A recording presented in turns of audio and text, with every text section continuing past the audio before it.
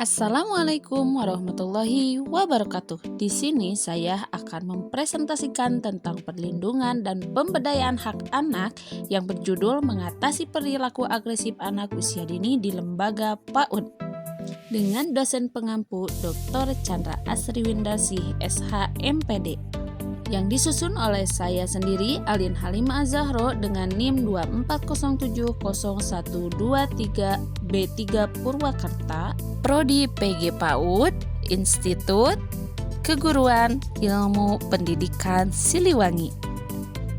Latar belakang anak usia dini rentan meniru perilaku agresif dari lingkungan. Contohnya seperti tontonan digital tanpa pengawasan. Di PAUD sering ditemukan anak yang memukul, menendang, atau berteriak tanpa sebab yang jelas. Perilaku ini dapat mengganggu perkembangan sosial dan emosional anak lain. Perlindungan anak menjadi tanggung jawab bersama keluarga, sekolah, dan masyarakat. Masalah ini menuntut pendekatan yang tidak reaktif, melainkan edukatif, preventif, dan kolaboratif. Salah satunya melalui media yang sesuai dunia anak seperti buku cerita tentang perasaan yang dapat membantu anak memahami dan menyalurkan emosinya dengan cara yang positif.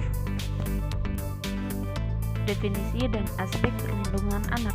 Menurut Konvensi Hak Anak, anak berhak tumbuh dalam lingkungan yang aman dari kekerasan, eksploitasi, dan penelantaran.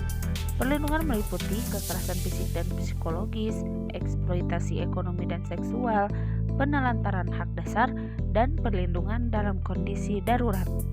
Solusi strategis yang pertama yaitu meningkatkan kesadaran orang tua tentang pentingnya pengawasan media. Yang kedua, mengintegrasikan pendidikan karakter di kegiatan pembelajaran. Yang ketiga, melibatkan anak dalam kegiatan motorik dan sosial yang positif. Dan yang terakhir, menyediakan ruang konseling dan komunikasi guru dan orang tua. Upaya mengatasi perilaku agresif anak usia dini perlu dilakukan secara terpadu antara rumah dan sekolah. Pengawasan media oleh orang tua mencegah anak meniru perilaku negatif. Sementara pendidikan karakter di kelas membentuk sikap dan empati. Kegiatan motorik dan sosial membantu anak menyalurkan energi secara positif dan konseling serta komunikasi rutin antara guru dan orang tua memastikan penanganan yang konsisten dan efektif. Langkah-langkah. Yang pertama, melakukan observasi dan identifikasi awal. Yang kedua, menggunakan pendekatan positif dan reflektif. Yang ketiga, menyisipkan pendidikan emosi melalui buku cerita. Yang keempat, kegiatan lanjutan yang emosional dan sosial. Yang kelima, kolaborasi dengan orang tua di rumah. Yang keenam, pelatihan guru untuk literasi emosi anak. Dan yang terakhir, integrasi dalam kurikulum dan rutinitas harian. Implementasi. Di sini untuk implementasi saya menggunakan melalui buku cerita emosi. Yang pertama, gunakan buku cerita bergambar yang membahas emosi seperti marah, sedih, atau kecewa. Yang kedua, terapkan dalam kegiatan membaca bersama di kelas. Yang ketiga, lanjutkan dengan diskusi sederhana dan kegiatan reflektif seperti menggambar atau bermain peran.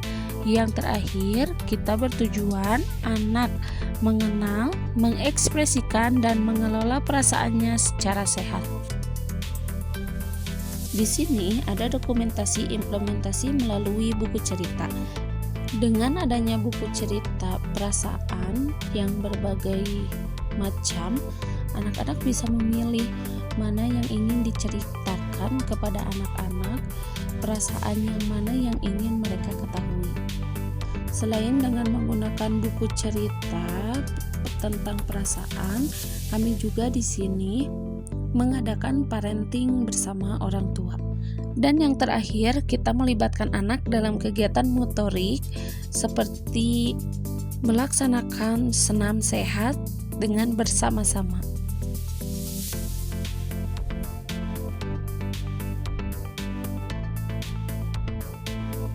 Permasalahan ini dapat disimpulkan.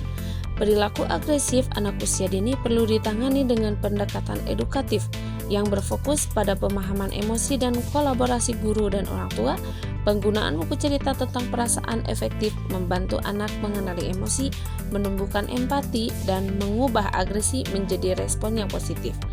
Integrasi pendekatan ini dalam kurikulum PAUD mendukung terciptanya lingkungan belajar yang aman dan ramah anak.